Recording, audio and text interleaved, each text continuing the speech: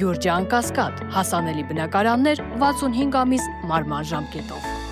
Բաքվում ընթանում է Արցախի նախկին պետնախարար բարերար Ռուբեն Վարդանյանի դեմ շինծու գործով հերթական դատական նիստը։ Նախորդ նիստը տեղի էր ունեցել մարտի 18-ին, որի ընթացքում 10-ից ավելի տուժողներ էին ցուցմունք տվել։ Նշենք, որ Արցախի ռազմական եւ քաղաքական ղեկավարության, ինչպես նաեւ Բաքվում ապօրինի գերության մեջ պահվող այլ քաղաքական գործիչների դեմ շինծու գործերով դատական նիստը տեղի կունենա ապրիլի 3-ին։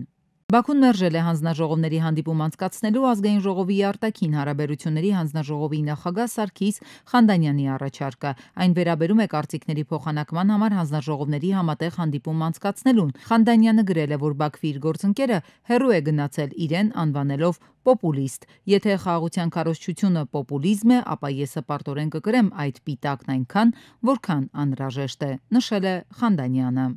Հավանաբար մեր երկրում է գիշերել Գերմանիայի նախագահ Շտայնմայերը ու դիվանագիտական սկանդալից հետո հենց Հայաստանից ստիպված է եղել իր աշխատակազմի ղեկավարին հրահանգել ներողություն խնդրել Ադրբեջանից։ Մեր երկիր ժամանած Շտայնմայերը սոցցանցում գրել է, թե Լեռնային Ղարաբաղը միջազգային իրավունքով պատկանում է Ադրբեջանին, բայց այնտեղ հիմնականում հայեր են ապրել, կից Արցախի դրոշներ տեղադրել։ Ադրբեջանում Գերմանիայի դեսպանին կանչել էին երկրի արտգործնախարարություն, բողոքի սուր նոտա հղել, ասել, որ նախագահի գրառումը համարել են ոտնձգություն Ադրբեջանի տարածքային ամբողջականության նկատմամբ։ Տեխնիկական սխալ է, արդարացել է պաշտոնական Բեռլինը։ Դաշնային նախագահի սոցցանցերում կարճ ժամանակով հրապարակվել է դրոշի սխալ պատկերը եւ դրանքից տեքստը կապված Ադրբեջանի շրջաններից մեկի հետ։ Սխալը հայտնաբերելուն պես համապատասխան հրապարակումն անմիջապես ջնջվել է։ Հրապարակումն արվել է տեխնիկական սխալի հետևանքով եւ որևէ նշանակություն չունի Ադրբեջանի տարածքային ամբողջականության վերաբերյալ Գերմանիայի հայտնի դիրքորոշման շրջանակում։ Ես շատ վրդոված եմ այդ սխալից եւ ցանկանում եմ անկեղծ ներողություն խնդրել այն սխալ տպավորության համար, որ վերը նշված հրապարակումը գործել է Ադրբեջանում որոշ մարդկանց վրա։ Գերմանիայից արցախահայերի իրավունքների հետ կապված հայտարարություններ էլի հնչել են։ Նույնիսկ օրակարգից հարցը դուրս չի եկել, բայց Բաքուն այսքան սուր չի արձագանքել։ Բաքվի նյարդերը գրգռել են մեր արցախյան եռագույնը քաղաքագետը կարծում է հենց դրոշն է դարձել դիվանագիտական այս սկանդալի պատճառը։ Պետք է իրապես լինենք, պետք է պատրանքների մեջ ընկնենք, ոչ թե անկախություն կամ այլ ինչ-որ բաներ է պահանջելու Ադրբեջանից, այլ պարզապես արցախահայերի որոշ իրավունքների ապահովում ամենայն հավանականությամբ կարող է պահանջել։ Պարզապես երբ որ Արցախի դրոշ էր դրել, դա այսպես խիստ զայրացրեց Ադրբեջանին։ Մեր տարածաշրջանում խաղաղություն է ուզում Եվրամիությունը, նախ դրա համար է կառույցի դերակատար երկրի նախագահը գործուղվել Երևան ու Բաքու։ Ռեալ պոլիտիկի տեսանկյունից եկեք դիտարկենք, ապա մեր տարածաշրջանում ազդեցություն ուժեղացնելու, մեծացնելու հարց կա։ Հիմա երբ կողմերը խաղաղության պայմանագիր կնքելու գործն են ձեռնարկել, Եվրամիությունը ցանկություն ունի մյուս խաղացողներին դուրս թողնել լուսանցքից։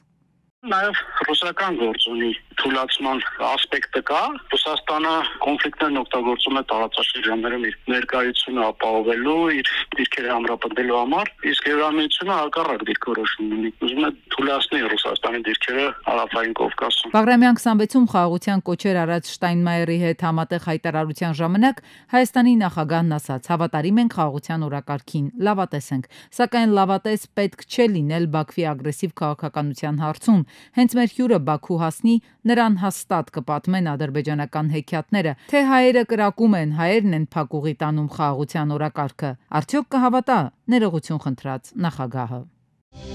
Ամեն օր 2 միլիոնից ավելի թուրք է դուրս գալիս փողոց պայքարում Էրդողանի ռեժիմի դեմ, պայքարում Ստամբուլի նախկին քաղաքապետ Իմամօղլուի ազատ արձակման համար, որին Էրդողանյան արդարադատությունը 2 ծանր մեղադրանքներով փակել է ճաղերի հետևում՝ կոռուպցիա ու աջակցություն ահաբեկությանը։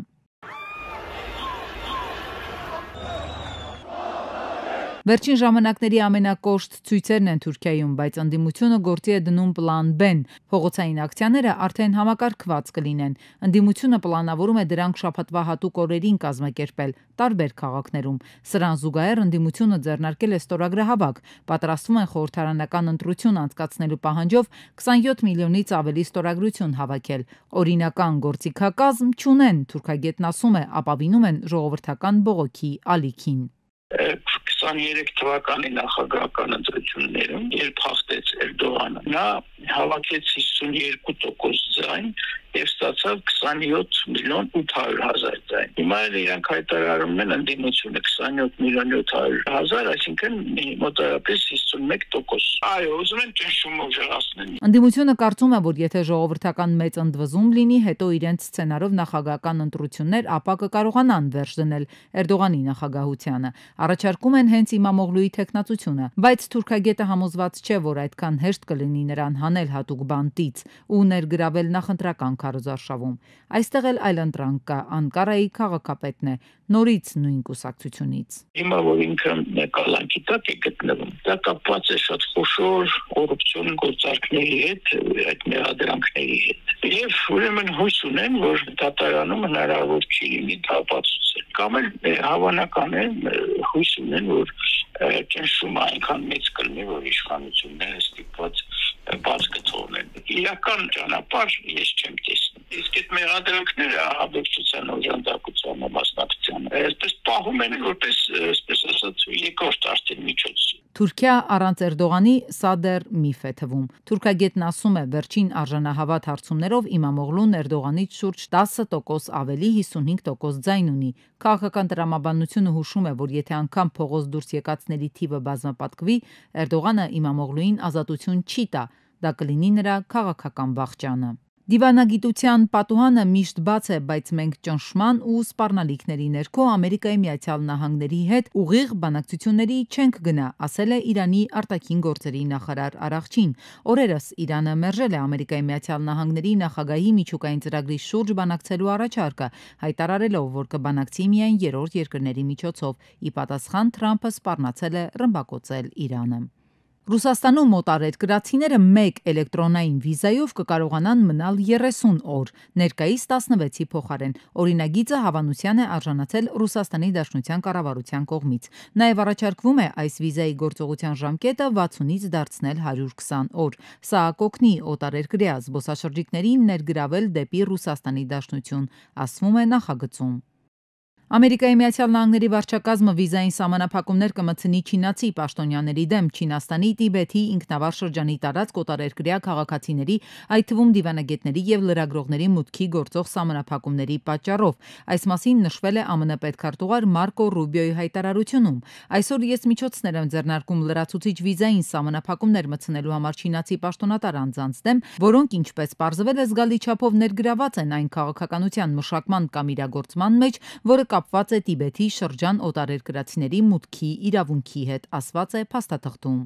Ֆրանսիայի ծայրահեղ աջակողմյան ազգային միավորում կուսակցության առաջնորդ Մարին Լեպենը մտադիր է բողոքարկել դատարանի վճիռը, որը 4 տարվա ազատազրկումից բացի արգելում է նրան առաջադրվել Ֆրանսիայի 2027 թվականի նախագահական ընտրություններում։ Մարին Լեպենը հայտարարել է, որ քաղաքական հակառակորդների կողմից ազգային միավորում կուսակցության դեմ ներկայացված հայցը հիմնված է քննադատությանը չդիմացող փաստարկների վրա։ Նա ու նրա համախոհները մեղադրվում են Եվրախորհրդարանի միջոցների վատման մեջ։ Հռոմի Ֆրանցիսկոս Պապի որոշմամբ 3 երանելիներ, այդ թվում հայոց ցեղասպանության ժամանակ նահատակված հայ կաթոլիկ arczepiskopos երանելի Իգնատիոս Շուքրալահ Մալոյանը կսրբադասվեն։ Այս մասին հայտնել է Վատիկանի տեղեկատվական կայքը, մանրամասնելով, որ կսրբադասվեն նաև երկրորդ համաշխարհային պատերազմի ժամանակ սպանված Պապուա Նոր Գվինեայի աշխարհական կաթողիկոսը եւ վենեսուելացի կրոնական մի քույր, որը իր կյանքը նվիրել է կրթությանը եւ աղքատներին։ Աղբյուրի փոխանցմամբ այս որոշումը Հռոմի Ֆրանցիսկոս Պապը կայացրել է մարտի 28-ին։ Ամերիկացի ձեռնարկատեր Իլոն Մասկը պատրաստ է հայրության թեստ հանձնել 31-ամյա գրող Էշլի Սենթ Քլերի երեխայի հայրությունը հաստատելու համար։ Ես չգիտեմ երեխան իմն է թե ոչ, բայց ես դեմ չեմ պարզելուն, գրել է Իլոն Մասկը։ Ձեռնարկատերը նաև նշել է, որ թեև ինքը հաստատ չգիտի, բայց արդեն $2.5 միլիոն է փոխանցել Էշլի Սենթ Քլերին եւ տարեկան նրան ուղարկում է $500,000։ Եթե Մասկի հայրությունը հաստատվի, գրողի երեխան պաշտոնապես կդառնա միլիարդատիրոջ 13-րդ զավակը։ Ընդհանուր առմամբ Մասկն ունի 14 երեխա տարբեր կանանցից։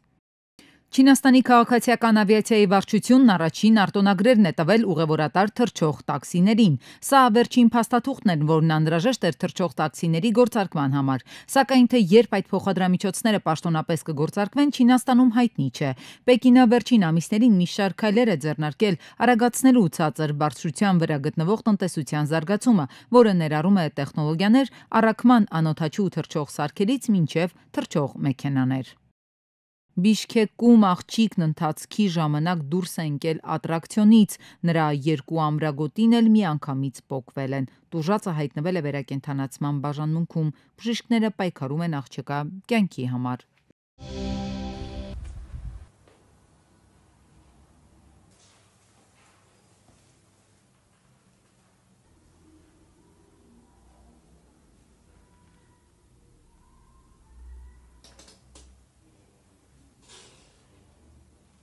Այսօր տեղական ժամանակով 13:56-ին Հայաստան-Վրաստան սահմանագոտում Բավրա գյուղից 13 կիլոմետր հարավ-արևելք 3.5 մագնիտուդով երկրաշարժ է գրանցվել։ Ներքին գործերի նախարարությունից հայտնել են, որ էպիկենտրոնային գոտում ստորգետնյա ցնցման ուժգնությունը կազմել է 4-ից 5 բալ։ Երկրաշարժը զգացվել է Շիրակի մարզի Գյումրի քաղաքում, Բավրա, Սարագյուղ, Թավշուտ, Ղազանչի, Մուսայելյան եւ Ամասիա գյուղերում 3 բալ ուժգնությամբ, ինչպես նաեւ Լոռու մարզի Տաշիր քաղաքում 2-ից 3 բալ ուժգնությամբ։ Երևանի կենտրոնում ադրբեջանցի բլոգերի հայտնվելու հանգամանքներն իրավապահները պարզում են։ Քննչական կոմիտեում քրեական վարույթ է նախաձեռնվել։ Հիշեցնենք, որ մարտի 25-ին համացանցում տեսանյութ է տարածվել, համաձայն որի ադրբեջանցի երիտասարդը Երևանի կենտրոնում ազատ շրջում է, հայտարարելով, թե ինքը պատմական քաղաքում է։ 2026 թվականի երկրորդ կիսամյակում Հայաստանում կմեկնարկի կենսաչափական անձնագրերի եւ նույնականացման քարտերի արտադրությունը։ Մարտի 31-ին ներքին գործերի նախարար Արփինե Սարգսյանի նախագահությամբ տեղի ունեցած նիստի ընթացքում որոշվել է կենսաչափական համակարգի ներդրման մրցույթի հաղթող ընկերությունը, այն է IDEMIA Identity Security France and ACI Technology-ն։ Պայմանագրի կնքումից հետո մասնավորը 1 տարին պետք է տրամադրի ներդրումներ եւ կապիտալ ծախսեր անելուն, ենթակառուցվածքը հիմնելուն, որ հաջորդող 10 տարիներն արդեն ծառայությունը մատուցելուն եւ եկամուտ գեներացնելուն ուղղված լինեն, որպեսզի ծրագիրը մասնավորի համար լինի ծախսաարդյունավետ եւ եկամտաբեր։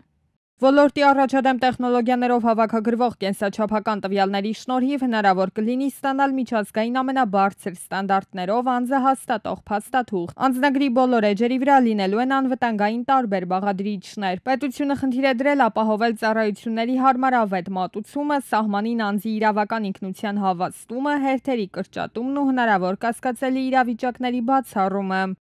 Շատ գործընթացներ կունենան թվային լուծումներ ծառայությունը տնից ստանալու հնարավորությամբ։ Պետության ձեռքին սա նաև կարևոր գործիք է մի կողմից բարձր անվտանգային երաշխիքներ ապահովելու քաղաքացու համար, որովհետև շատ դժվար կլինի կեղծել քաղաքացու ինքնությունը, մյուս կողմից, եթե լինեն այդպիսի ռիսկեր, դրանք կլինեն շատ շուտ բացահայտելի։ Մեր քաղաքացիները նաև ավելի արժանապատիվ ճանապարհորդելու հնարավորություն կունենան։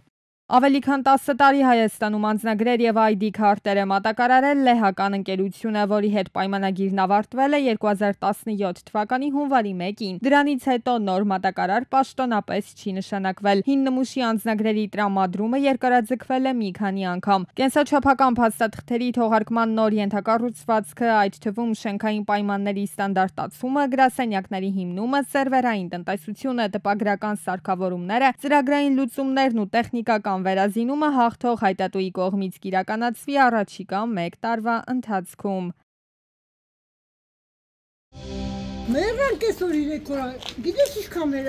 Քանաքերձայթուն վարչական շրջանի Սարգսակի փողոցի 37 կոտրակ 1 շենքի բակում մի քանի օր է հակասանիտարական վիճակ է։ 5 հարկանի 4 մուտքանի այս շենքի բնակիչների խոսքով պատճառը խցանված դիտահորն է, որից կեղտը դուրս է գալիս հասնում մինչև գլխավոր փողոց։ Որոնց մաքրեն, մենք շլանգով այդ կեղտը կմաքրենք։ Մենակ իրանք բացեն։ Աստեղ միշտ խցանվեց, ստեղ միշտ խցանվում է, բայց հիմա վերևն է։ Միշտ առաջ անգամ որոնց խցանվել, այստեղ շաբաթը մեկ խցանվում է։ Քաղաքացիների խոսքով գարշահոտին դիմանալ չի լինում, անցուդարձ անել եւս։ Բայց ասումները բակա, փողոց չի, երեխաներ են, Դինես ինչքան փոքր երեխեք են, հերմախեղ չեն կարող անցնել ճանապարհը, հայուրա գնում։ Բնակիչները սկզբում Վեոլիա ջուր ընկերությանն են դիմել գործնական քայլեր չտեսնելով, հետո արդեն Քանաքերզեիթում վարչական շրջանի ղեկավարի աշխատակալն է նահազանգել։ Վերջիններն էլ նշել են, որ հարցը իրենք չէ որ պետք է լուծեն։ Տարան ասում Վիոլան մեզ չի պատկանում։ Թաղապետարանն ասում, բա քաղաքապետարանը։ Ատե չեմ զանգել։ Իսկ Վիոլա ջուր վերջին անգամ երբ եք զանգե։ Առավոտը։ Ինչ են պատասխանում։ Գգանք, շաբաթօրվանից զանգել եմ, ասել եմ 50 բնակիչ է, երեխաները։ Երևանցիներն ասում են իրենք պարտաճանաչ վճարումները կատարում են, բայց փոխարենը վերջում իրենց խնդրի հետ մնում են միայնակ։ Մայրաքաղաքում մարտի 31-ին առանձնակի դաշնությամբ սպանություններ տեղի ունեցել։ Համոսահյան փողոցի տներից մեկի հյուրասենյակում ահազանգից հետո ոստիկաններն ու պարեկները ձեռքերն ու ոտքերը կապված հայտնաբերել էին տանտիրոջ 54-ամյա Մարատ Սուվորովիդին։ Մարմնի տարբեր հատվածներում վնասվածքի հետքեր կային։ Տունն էլ ամբողջությամբ տակնու վրա արված էր։ Դեպքի վայր են ժամանել քրեական ոստիկանության գլխավոր վարչության մեծ թվով պաշտոնյաներ, Երևանի քրեական վարչության պետը, տեղում են նաև համայնքային ոստիկանության գլխավոր վարչության Արաբկիրի բաժնի օպերատիվ խումբը, բաժնի պետի եւ տեղակալի գլխավորությամբ։ Հավաքվածներն էին հայտնել, որ սպանվածը վերնիսաժում էր աշխատում, զբաղվում էր թանկարժեք իրերի առք ու վաճառքով։ Իրավապահները շատ օպերատիվ ու պրոֆեսիոնալ են գործել։ Դեպքից ժամեր անց քրեական ոստիկանության գլխավոր վարչությունում հերթական օպերատիվ տեղեկությունները ստանալուց հետո իրավապահները բաժանվել են մի քանի խմբերի։ Սպանությունը կատարելու մեջ կասկածվող 4 քաղաքացու են հայտնաբերել Երևանի տարբեր վարչական շրջաններում։ Նրանք ներկայացվել են Արաբկիրի քննչական բաժին, որտեղ էլ քննիչի որոշմամբ որպես կասկածյալներ ձերբակալվել են։ Իդեպ 4-ն էլ նախկինում եղել են դատապարտված, նրանցից մեկն էլ մարմնական վնասվածք է ստացել, երբ սպանվածը կծել է նրա մատը։ Դեպքի մյուս հանգամանքները պարզվում են։ Մարտի 31-ին Երևան-Մեղրի ճանապարհին բախվել են Լադան եւ Կիան, 1 հոգի տեղում մահացել է, 3 հոգի էլ տեղափոխվել են Եղեգնաձոր բժշկական կենտրոն։ Վիրավորներին առաջին օգնության են հասել քաղաքացիները, օպերատիվ են գործել նաեւ փրկարարծառայության վայքի Իրշեջ փրկարարական ջոկատի փրկարարները։ Տեղում էին ոստիկանության բարեկային ծառայության Վայոց ձորի մարզի գումարտակի 2-րդ վաշտի պարեկները։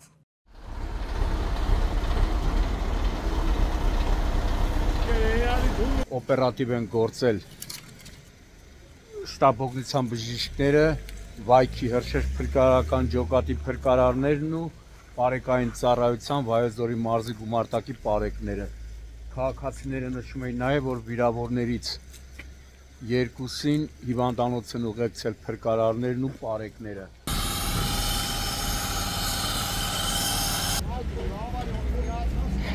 Մարտի 31-ին Բագրատունյաց պողոտայից դեպի Արտաշատի խճուղի տանող հատվածում բախվել են 28-ամյա Գարիկ Հովհաննիսյանի Մայբախը եւ 41-ամյա Տիգրան Գևորգյանի Վոլվո Բեռնատարը։ Ժամանել են ոստիկանության բարեկային ծառայության Երևան քաղաքի գնդի առաջին գումարտակի 3-րդ վաշտի պարեկները։ Վարորդների խոսքով վթարի պատճառը եղել է փոսը։